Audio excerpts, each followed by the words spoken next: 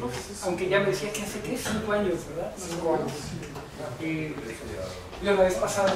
Él nos va a hablar sobre la electrónica y el grafeno, la electrónica del grafeno, y tenemos una petición de que nos dé la charla en inglés. Las láminas están en español, entonces si no hay nadie que tenga una objeción, entonces le pediríamos a Gerardo que hable en inglés. Bueno, muy bien. Bueno, pues gracias, Gerardo. No, de nada, gracias, muchas gracias a Luis por la invitación. ¿Qué prefieren, esta o esta? ¿Sí? Sí, mientras no le des al techo, ni a la primera fila. Bueno, muy bien. Bueno, ok. Entonces, okay, I'm going to talk in English. So the title of this talk is Toward a New Electronics Based on Carbon. This is the graphene. So this work was made with Francisco López Rodríguez and José Eduardo Barrios Vargas from the Institute of Physics. These were my PhD students. And let me start a little bit. This is the outline of the talk. I'm going to give an introduction about why it's so important graphene and why there's so much talk about it. Also, we are going to talk a little bit about the Nobel Prize.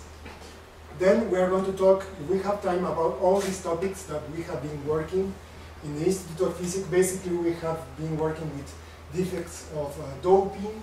Then we also studied electromagnetic waves on graphene. Also, we studied electrical resistance in graphene, and especially we proposed the Dirac equation in Euclidean space because we are going to see one of the most exciting things in graphene is that the dynamics of the electrons are described by quantum relativistic equations.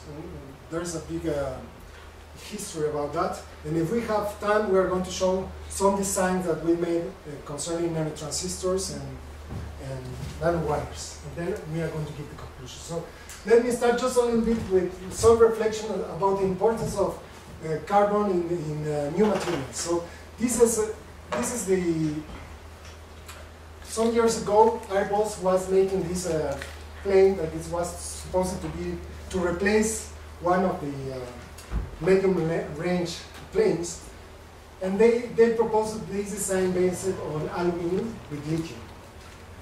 But Boeing at the same time proposed this airplane, which is more or less similar to this one, but this one is almost completely made from carbon fibers. Yeah.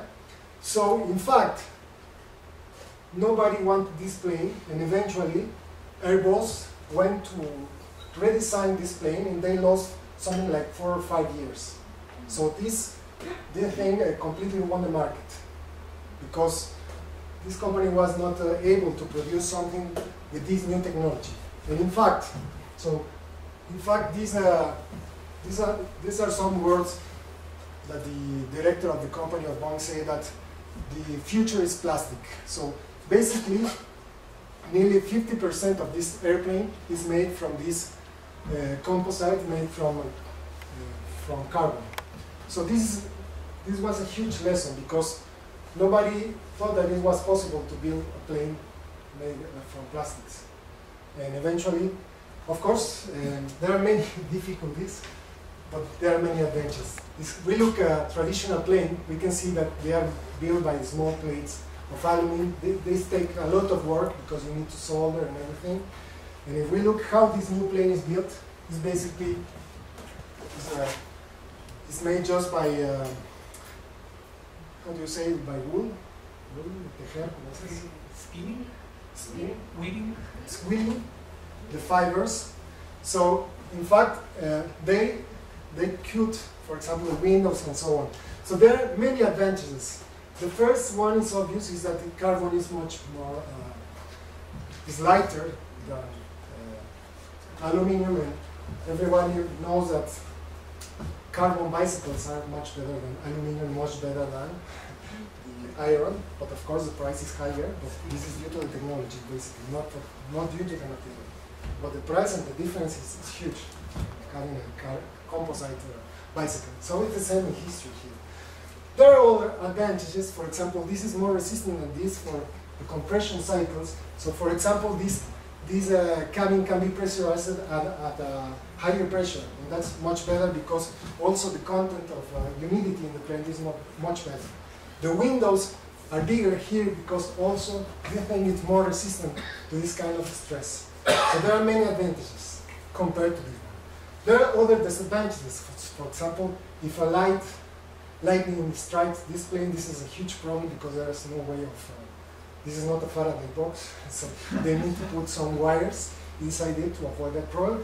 But in fact, Airbus thought that this was not possible to build this plane, and now it's flying. Of course, they had a lot of problems, but eventually here's the plane. The radar is transparent? No, the dome of in all planes, the dome is made from a different material. In any planes. If you look at a real aluminum plane, the dome of the radar is made from, I think, glass fiber. It's completely, it's not. The same thing here, you can see it here. The cone of the radar is not here. Yeah? So this is a big lesson. And this is interesting because if one look at the table, periodic table, it's obvious why carbon is so important. Because here with hydrogen and helium we can't do any solid. But with lithium beryllium they are very soft. So we end up with boron and carbon. Yeah? And of course we know that carbon, for example, one can make diamond, which is a very strong material. And that's the huge importance of carbon, of course, in life. But there is another interesting thing. We have been we learned in the school that the elements that are in the same column of the periodic table, they share the same chemical properties. And if one look at the silicium, we know that the electronics is made from silicium. So it's very pertinent the question of why is it possible or not possible to make a computer made from carbon? And of course one can say, well, in fact, it's possible. Our brain is made from carbon. Yeah? So it's possible, yeah, of course. So the question is why we are using computers made from silicon, and if it's possible to make computers of carbon, do they have any advantages or not? So this talk is concerned with this question. Why, or is it possible or not, or that's the idea.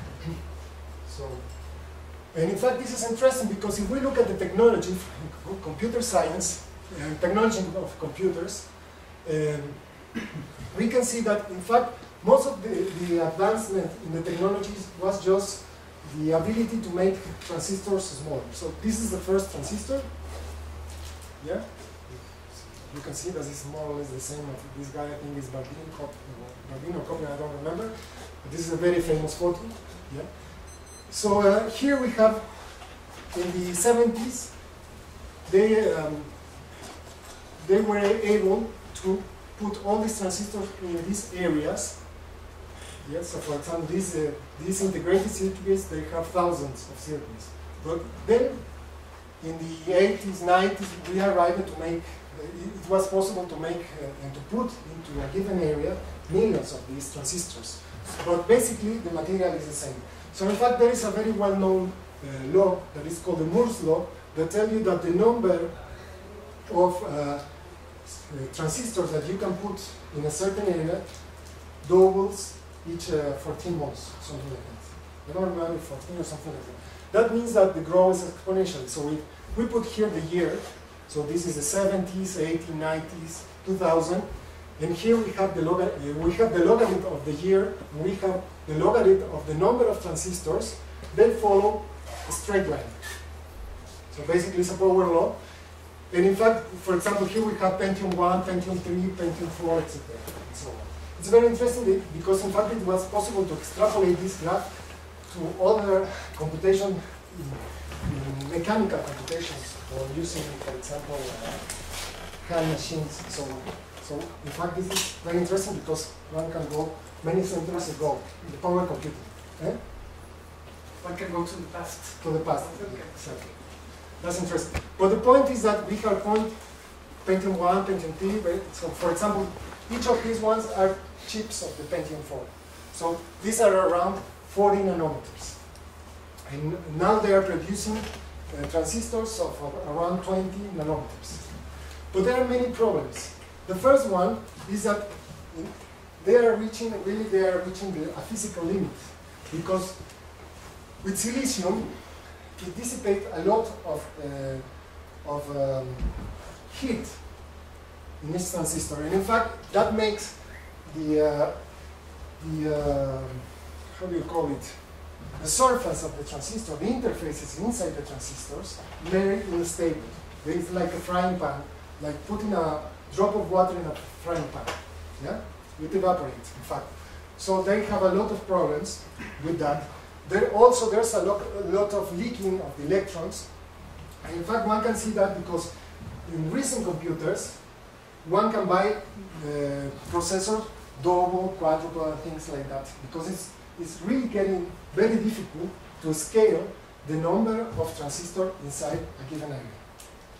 So that's why we are using this double and quadruple core and that kind of thing. But the problem is that in order to use that kind of things properly, to really use that kind of double and quadruple core, we need to change the software, try to parallelize things, and that's much more difficult. One really wants to make very small transistors. So we are reaching a limit, physical limit, using silicium. So there is a search for new materials in this field of electronics. If there are any questions, please. So basically, now I want to talk a little. I want to talk about a different story that seems to be not related with this one, but this is about, in fact, about nanotechnology and carbon allotropes. In fact, the big boom of carbon began with the discovery of the buckyball by Henry Croto in 1985. And this is, I put it here, this is like a zero-dimensional structure because it's like a dot. But of course we know with carbon we can make, this is a very good example, especially for students, about how the structure can determine the properties of a solid. So for example, if we put carbon has 4 electrons, and one can hybridize s electrons and s orbital and p orbitals to have this sp3 bonding, when each electron is shared with another carbon, and this orbital goes to the direction of a tetrahedron. Then one can make diamond, which is the most transparent material, the best isolator, is very strong, it's one of the strongest material, and also is one of the most expensive.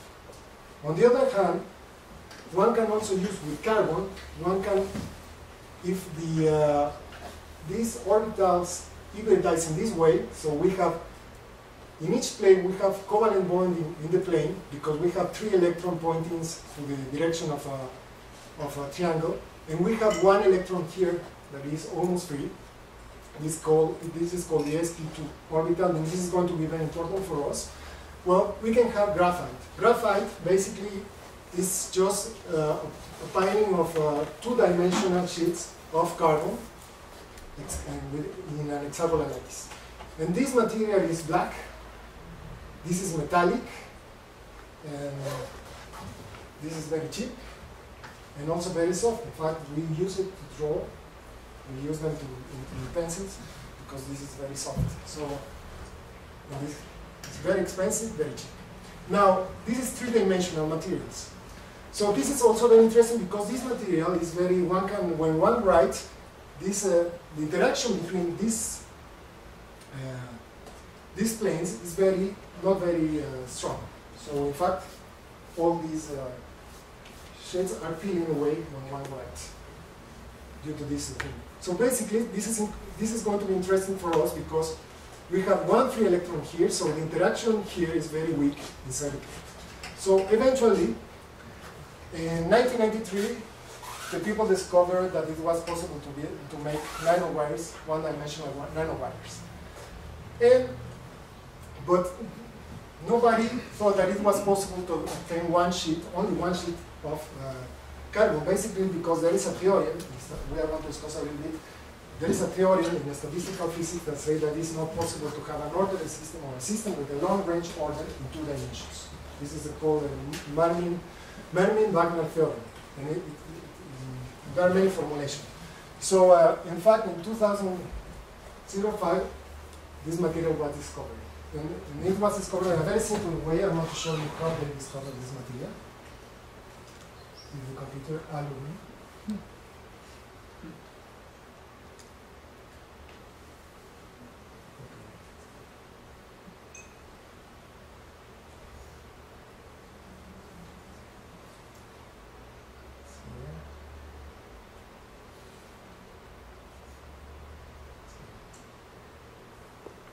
So it's very surprising. We are going to see that it's very easy to win a Nobel Prize. Well, everyone can do it. But the important thing is to be the one to do it first. Yeah? Okay, it's going to be. So basically, they took carbon and they used a Scotch tape. So basically, one puts a Scotch tape, put the carbon inside the Scotch tape,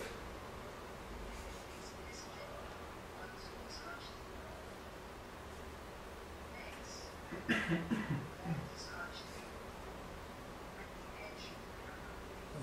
you do that way.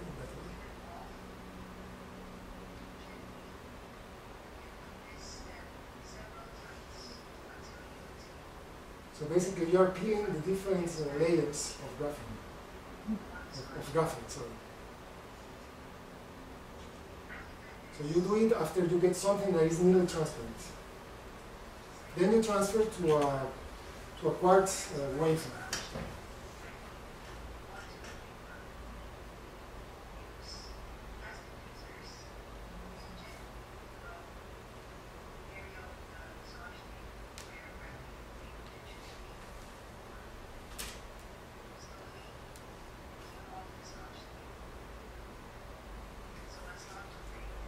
And then we need to put this wafer inside an optical microscope, and just by interference it's possible to see that the one layer graphite, which is basically the graphene. So basically it's just a plane made of one atom of thickness. It's here. So in fact it's very easy. Surprisingly easy. So they won another prize. Of course, they characterized it very nicely, the material. And they found a new quantum Hall effect that I'm going to explain a little bit why there is a different quantum Hall effect. Okay, here we have the graphite, how it looks, the graphene, sorry. And in fact, when one write, they discovered that in fact there are many graphene layers. So basically, the people began to measure, for example, electrical conductivity, because this opens a new directions, because it's the first truly two-dimensional material. And there are a lot of interesting things. So for example, they measured here the electrical conductivity, and they observed that this material has the highest known electronic mobility, which takes into account different factors. So for example, velocity of the electrons, the velocity in fact of the electrons is the velocity of the light divided by 300, and also the density of electrons, many different things. But the thing is that it has the highest mobility, electromobility for any material. Also it has the highest thermal conductivity. So it means that one can, the heat, I don't know how to say this, the heat, one can, the flows very easily, but that's a good thing for making electronic devices, because it's very easy to cool it, because one can remove the heat very easily. But why is the conductivity, your electronic or heat conductivity, better in graphene than in graphite? The explanation is very simple, because electronic conductivity depends on the interaction with the vibration of the lattice. So That's But they're called phonos. almost free. I want to explain it. But they're almost free, no? In where? In graphite.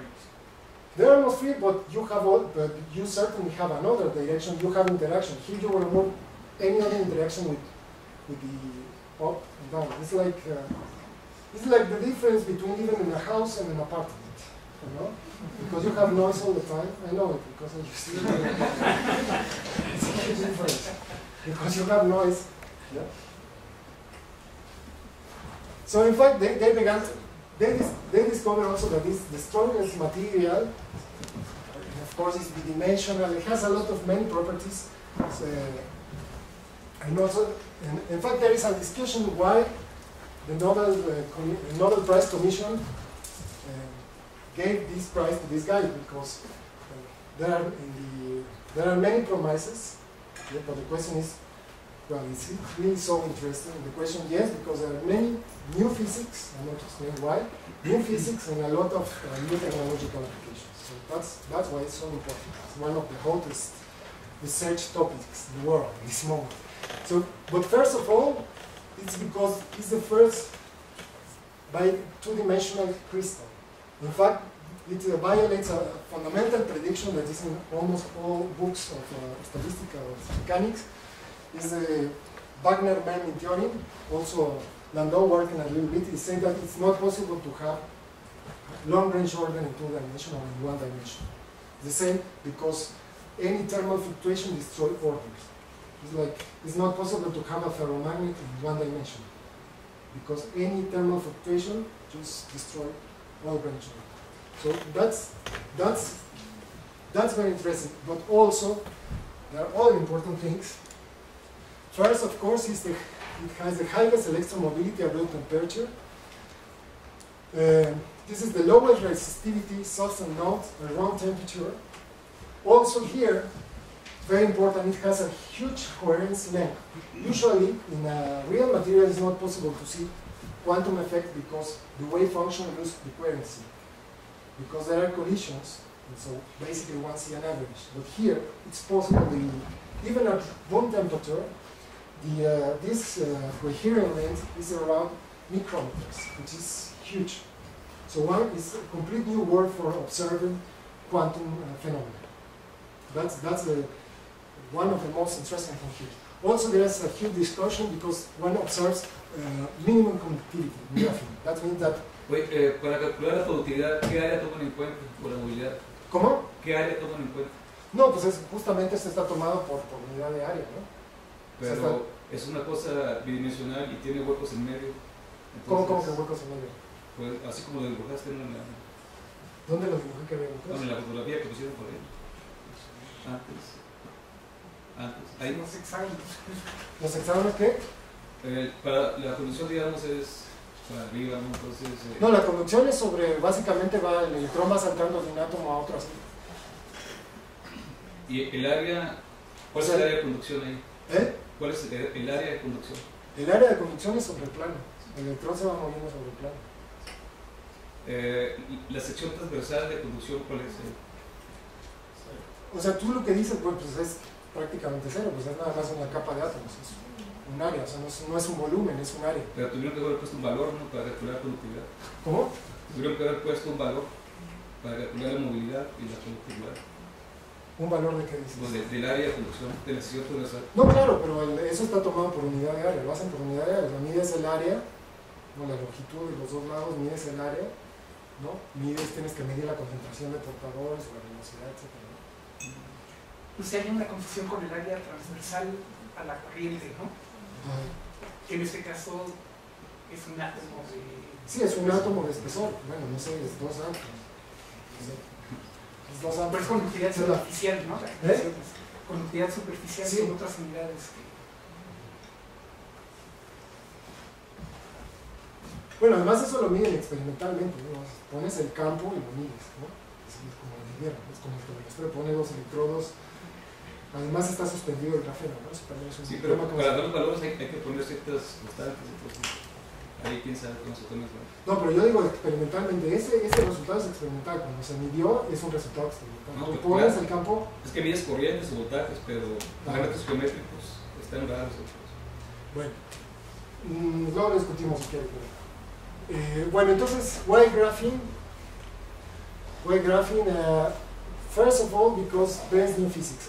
Especially we're going to see that electrons behave like massless Dirac fermions. That means that they behave like neutrinos with zero mass. And this is very interesting because there are a lot of phenomena that are not possible to be observed in accelerators, things like that, and one can observe them in graphene. Yes, and that's very nice because this is one of the reasons why they gave these guys the Nobel Prize, because there is a new quantum Hall effect that is different from the usual quantum Hall effect. The levels go different. And of course there are new novel devices. There is a promise of novel devices because of this characteristic. No mean free path, high conductivity, initial transport is inert, high strength, composite, and so on. So let me start. So those were the good news, but the bad news is that, okay, just before. So basically this is very nice for replacing silicium because it has a very high electronic conductivity, a long mean free path, and that means that the heat can be removed very easily. So this is very desirable for it. But the problem is that silicium is a semiconductor. That means that there is a gap in the energy. We're going to see that one. But graphene, it's a semi-metal. In fact, this has a very particular dispersion that it makes this material related with these massless Dirac fermions.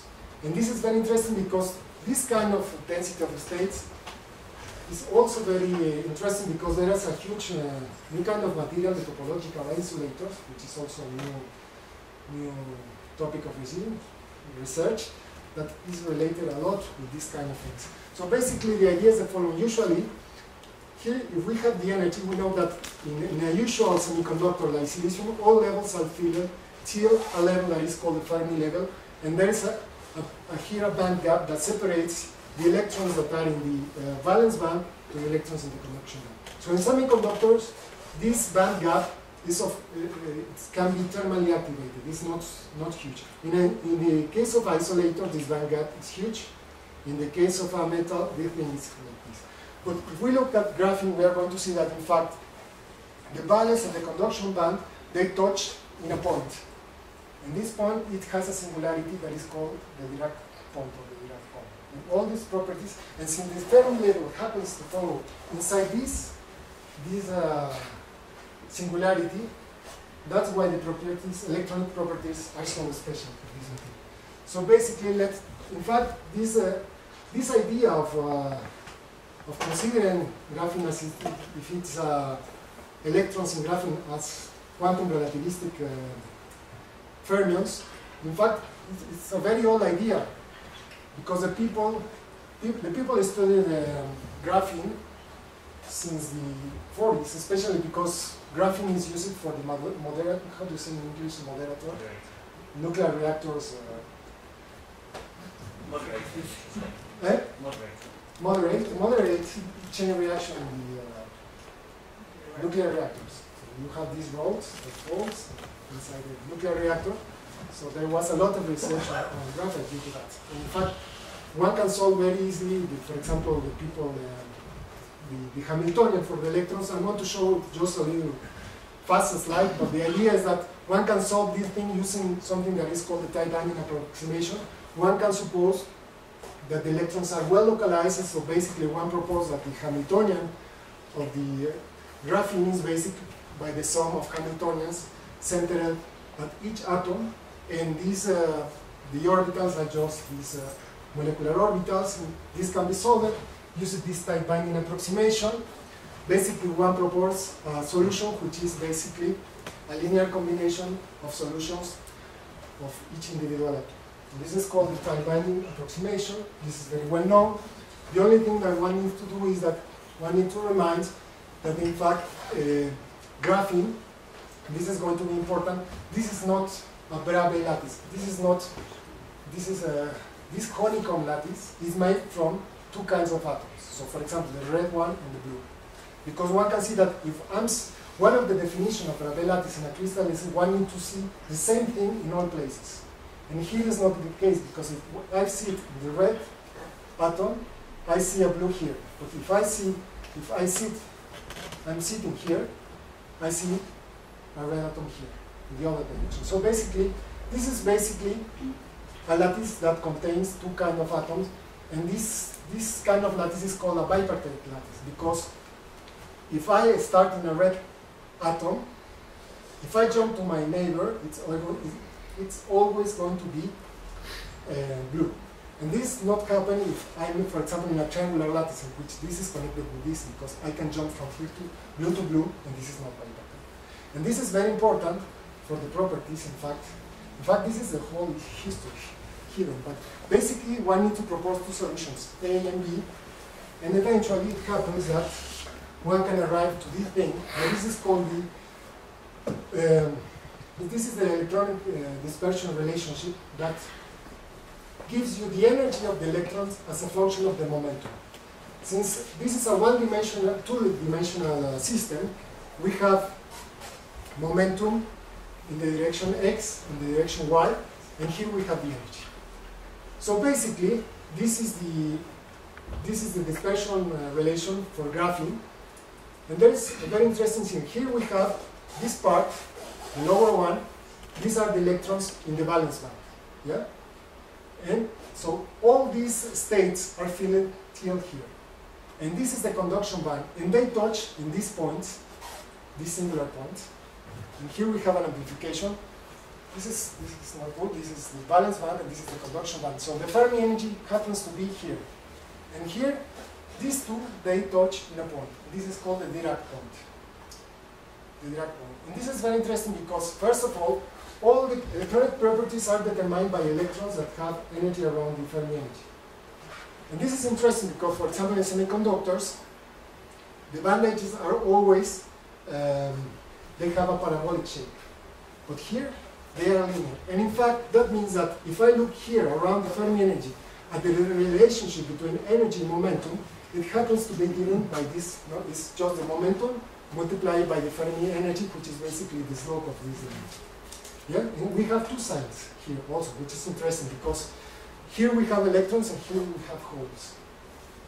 Then it's interesting because if one reminds the relation between energy and momentum and relativity, this is given by this very famous formula for Einstein. We know that, for example, for usually one can develop the thing, and at low temperatures one obtains the famous, the usual classical expression that the energy goes to the momentum to the square.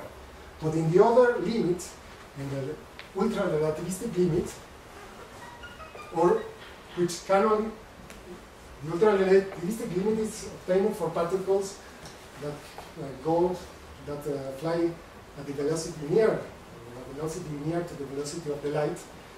And this happens to be, if one puts the mass equal to 0, this happens to be that the momentum is proportional to the, it's just energy is proportional to the momentum multiplied by the velocity of the light. So basically one sees that this is the same relationship.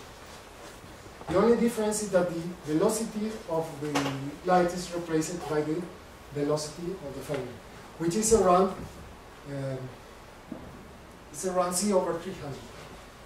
Yes, so and in fact, the fact that you have these conical bands depends only on the symmetry of the lattice, of the 2D lattice? Yeah, basically, yes. Not on the details of this Hamiltonian shores. No, basically on the symmetry.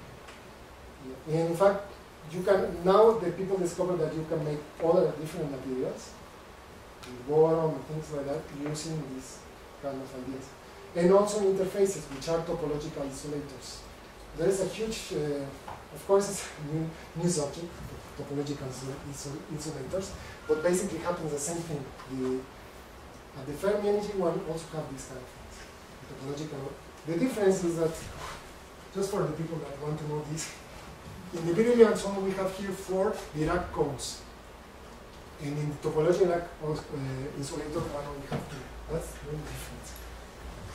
So it happened, in fact, one can show from this tight binding, one can show that the effective equation for electrons It's just given by this equation, which is the Dirac equation for relativistic massless particles. It's the old neutrino, because it was believed that they didn't have mass. So basically, we have here the velocity of velocity at the Fermi level multiplied by this. And of course, we know that the Dirac equation has 4 components, because we know that each particle has a spin 2 degrees of freedom, and antiparticle. So for example, the electron has a spin up, spin down in its antiparticle, which is the position. But here also, this idea works perfectly, because here we have the particles are the electrons. Here we have the antiparticles, which are the holes. That means that if we remove an electron here, we produce a hole, which is a vacancy. So it's the antiparticle. And also the role of the spin here is played by something that is called the helicity, which is basically the projection of the momentum around the projection. Well, it's the helicity. The helicity on the momentum. The spin on the momentum direction. Can be in the direction of the movement or in the other one. So basically, what we don't need to worry about it. The idea is that the Hamiltonian goes like this, and this is very interesting because in fact this leads to a new quantum Hall effect. In the presence of a magnetic field, things are different. But this is a very bad news for using graphene in transistors, because there is something that it's called the Klein paradox that appear in quantum relativistic mechanics. Is that if we have, for example,